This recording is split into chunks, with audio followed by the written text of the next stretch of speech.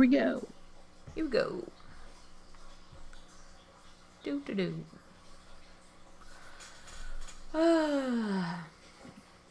Wait. Okay.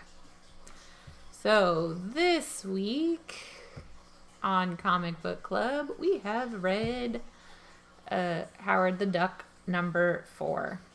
Number 4. I liked it. Yep. Yeah. It's like they got back on track. After that weirdness. Yeah. I'm like, yep, I can get behind this. So, yeah. The villain is not really a villain, but he looks ridiculous. He looks like a crazy Santa Claus or something on that front page. This issue is called "The Sleep of the Just," and we start with Howard and God, is her name Beverly? Or did I just make that? Beverly. I don't know why I can't.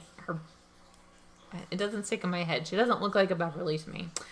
They're in their apartment, and he's reading a book, and the floor collapses into a hole, or no, the ceiling collapses, and crashes into the floor. So Howard's automatically pissed off because that's just like his go-to emotion move. It's just like nothing's happened, but all of a sudden he's like, I've had enough. This is enough. Well, the upstairs neighbor's been pounding on the floor. Now, mind you, if you've ever lived in an apartment with somebody over you and them pounding on the floor, you don't have, it's like, I'm right with you, Howard. Yeah. That's annoying as anything, and let's go beat up let's go beat him up till they won't shut up. Let's beat him up. And Howard has a wing or arm injury from the last issue, which I had already forgotten about. Did it come from him almost falling off that building or something? I guess I don't remember. I don't remember a specific injury, but okay. So I like that she took him to the vet. Yes, yeah. I'm not the doctor, the vet. Which makes sense, but it's just like, remember what the vet said. It's alright, it tickles me. They go upstairs, and he pounds on the door. Nobody answers. They push the door open, and the guy is still pounding away on the floor, but he's asleep. He's having a night terror. He is an artist with a messy apartment, finger quotes, because like that apartment doesn't look too messy to me. It looks like you got your artwork out. I'm feeling judged. Right. Right. And Howard kicks him and tries to wake him up, but the guy then tries to attack Howard because he just sees like a demon duck and a magical sorceress that have come to attack him. So he screams, "Wake up!" And the guy, I think he pops him in the face. The guy wakes up and he's like, "Oh crap!" He's like, "This happens all the time." I'm like, okay, maybe you should have sought care for this thing. Do you want to talk about it? Yeah. Okay. So I love the character of Beverly. So far, she has like stayed calm in every situation, and like any bad guy, once again, finger quotes, because they haven't really been that terrible. I mean, maybe a little bit, but she's like always like, "Would you like to talk about this? How can I help you?" She's just so, I don't know, nice and helpful. I don't know. She's like what I want in all comics. Like someone to just tone it down. Like, you know, bad guy and a good guy start going at it, and she would just be like, "Let's talk first, guys. Let's put down the fist and let's have a conversation." So I really like her. I think she's a good character. But then Howard comes in with, "Oh, here it comes, the tale of woe you've all been waiting for." Yeah, the sob story.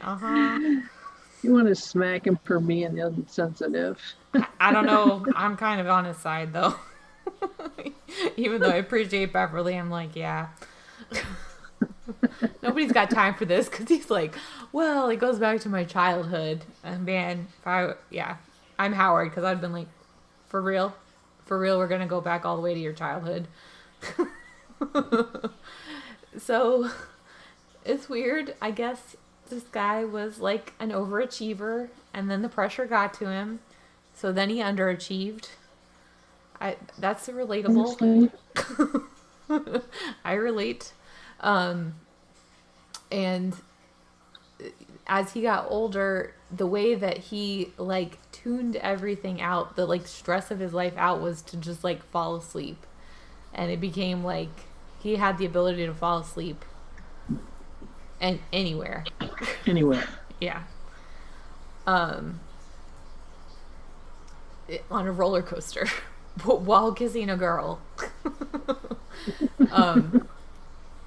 And I guess all of his like hostility, because he's like a passive guy, came out when he sleepwalks, which is why he was banging on the floor, I guess.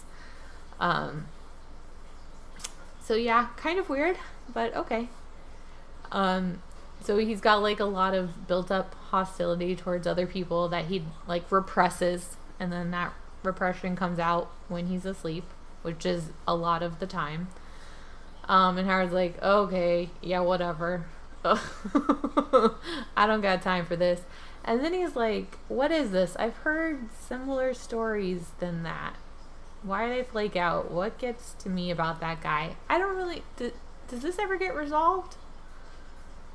He seems to have like a sixth sense about this guy or something that I don't think gets resolved unless I missed it somewhere.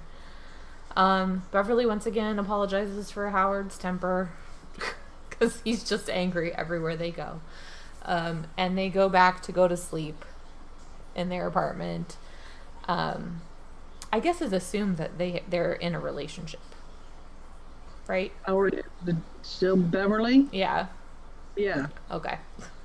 But he can't sleep, so he goes down to the local bar. And meanwhile, somebody's getting mugged on the street. And a dude in his pajamas with a candle comes out of nowhere to save the old lady and her purse. And it's a Roman candle, and the guy rhymes. The guy rhymes while he sleeps. So that was great. Yeah. And so he attacks him with a Roman candle. Okay, and whisks the old lady off to safety. Meanwhile, Howard's in the bar, and... Oh man, wait, it just cracked me up. His name is Winky Man. Oh.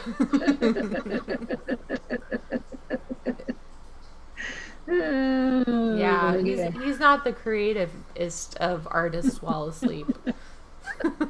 Winky Man. It's Roman candle. Okay, go ahead.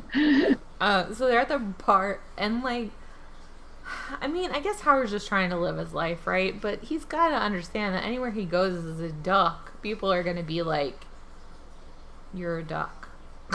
Yeah. So of course he's not left alone, and he gets between two drunk guys, and one's trying to defend him, and the other one's not, and so they start a fight. And then the whole bar erupts in the fight. And then Winky Man shows up. And he's gonna kick everyone's ass in the bar. And Howard's like, oh, this is not a good idea. Let's go. Let's get out of here. And he wakes him up once again while they're standing in an alley. And gets him back home. So he cares, even though he's like, I'm frustrated with this guy. I still saved his life. So they go back to his apartment, or this is several days later, and he has carved a statue of Beverly naked. I feel like that's kind of creepy. I don't know. I get a creepy vibe from it. Well... No, artists do nudes. I mean, look at all well, the I mean, not because nudes. it's nude, but because he, like, carved a whole statue of her, who, like, it didn't seem like they had a relationship before this. Like, she just kind of knew that this guy lived above her. Not that they had like a friend. I don't know. Oh, right. Well, he just well, okay. I'll let you feel the way you want to Yeah. feel about it, but I can tell you, as someone who draws a lot and everything, I see something and some sticks in my head, and maybe I'll draw it Yeah. later. Yeah, I guess. Um, so And he's just done it with a sculpture. He just yeah. done. Weeks pass and he's now become like a vigilante in the city. Um, getting back at people. I think it's all like crappy people. I don't think he like attacked anybody innocent. Um,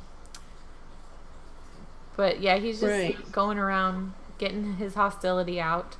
And when Howard and Bev rejoin him, his apartment is all clean, and he's done amazing artwork, and he's got a one-man show next week.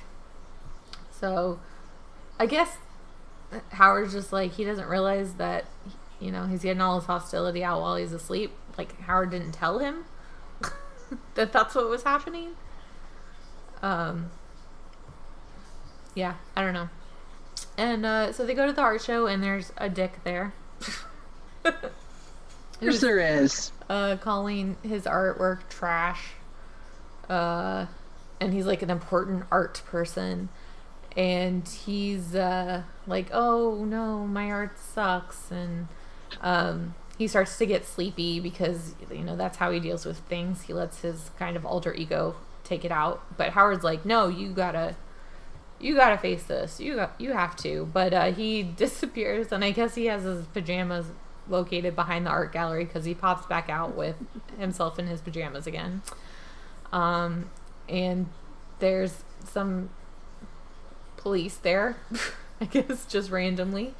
And Howard's trying to stop him from causing an incident and takes the Roman candles from him for it to explode into his face. And he flies around the room with Roman candles, which alerts which makes the sprinkler system go off. So now everybody's wet.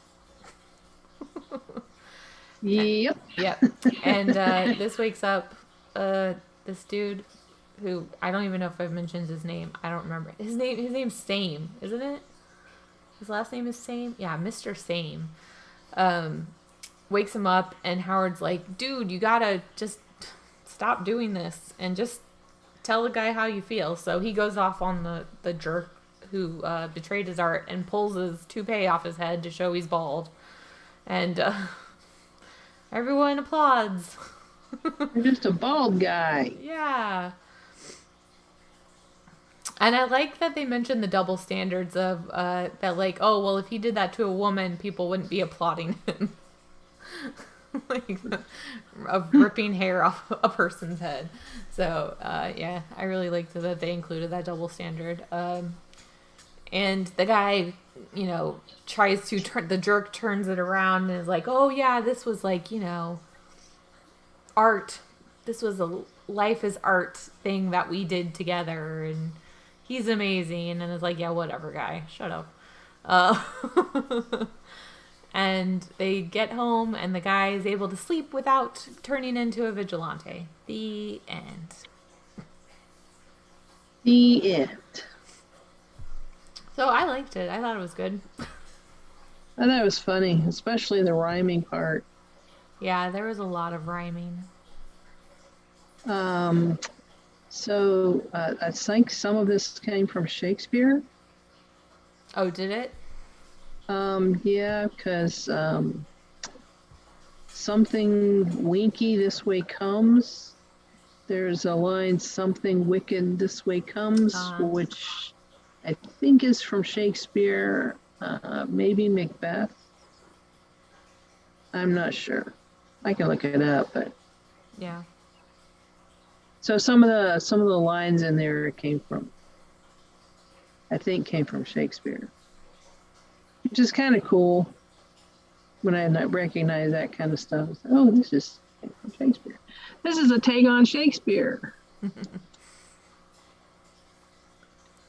So Anyway. overall I liked it. I thought it was good.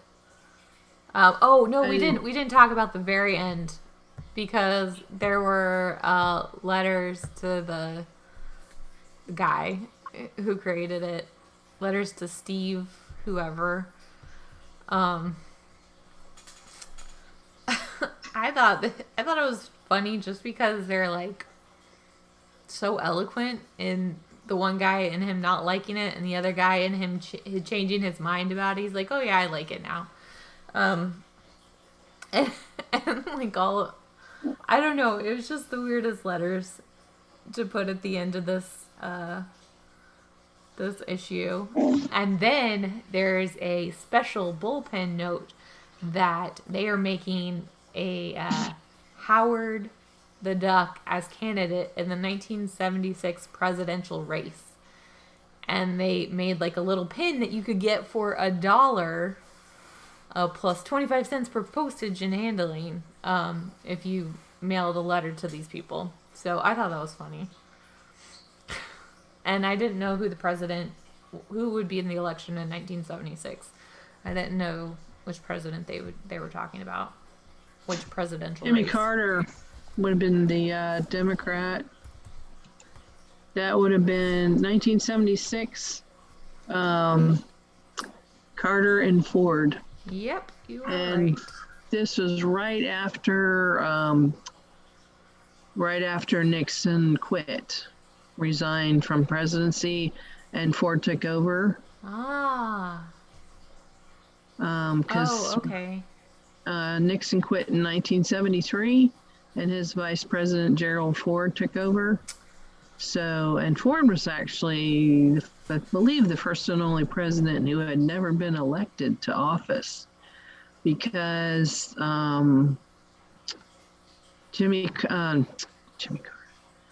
Richard Nixon's vice president in 1972 that he ran with was somebody else. I can't remember his name. And then Gerald, and he quit because of the scandal, and Gerald Ford stepped into his place.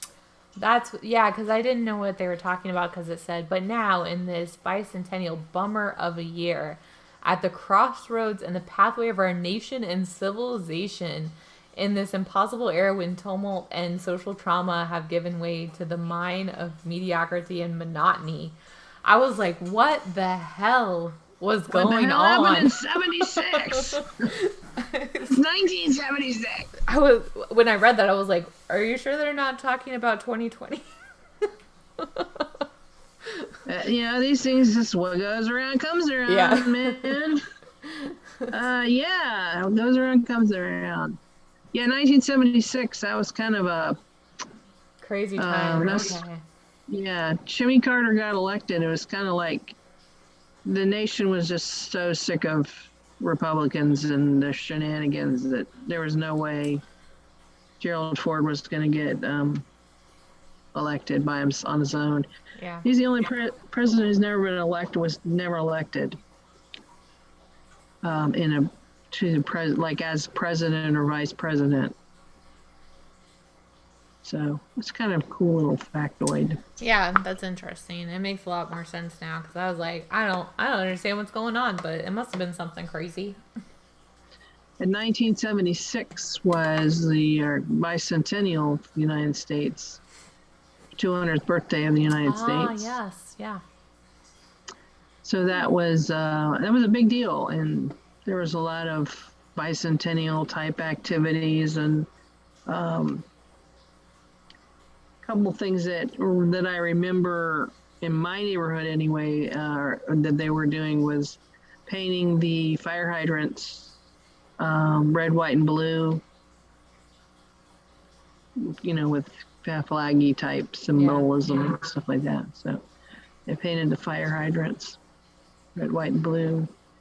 There's a bunch of other stuff that happened that I can't remember all of it, but yeah, it was bicentennial year.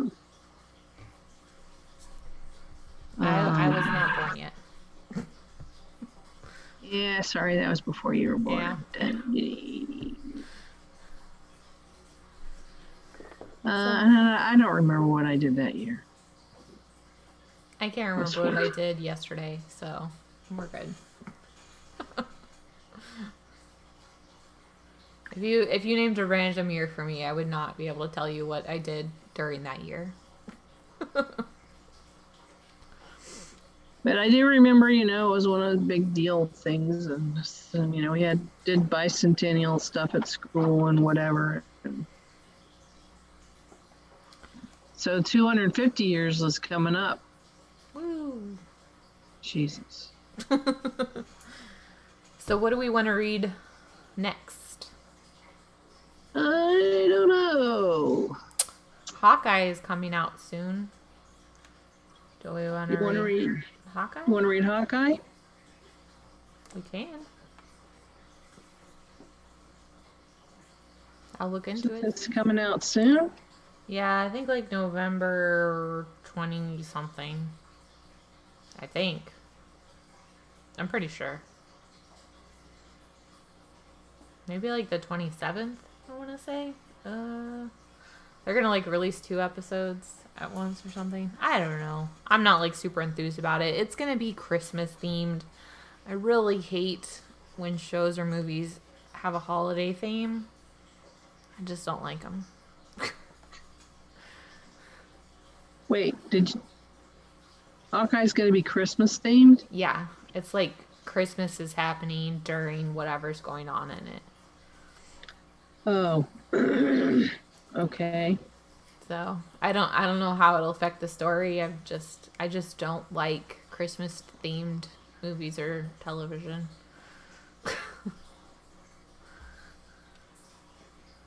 Okay, this is... Just choose winter. It doesn't have to be Christmas.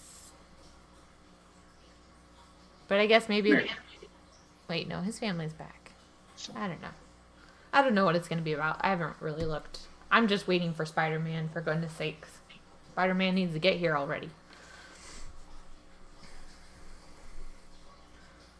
This is like... Alright, you're being a... come on.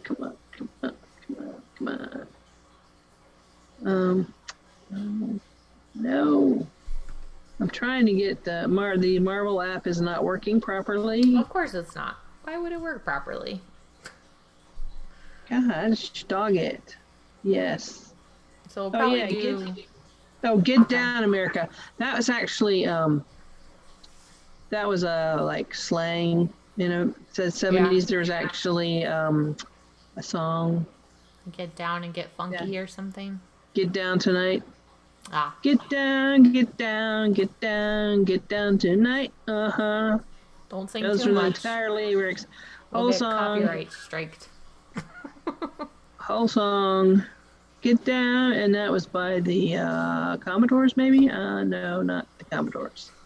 Can't remember who that was by.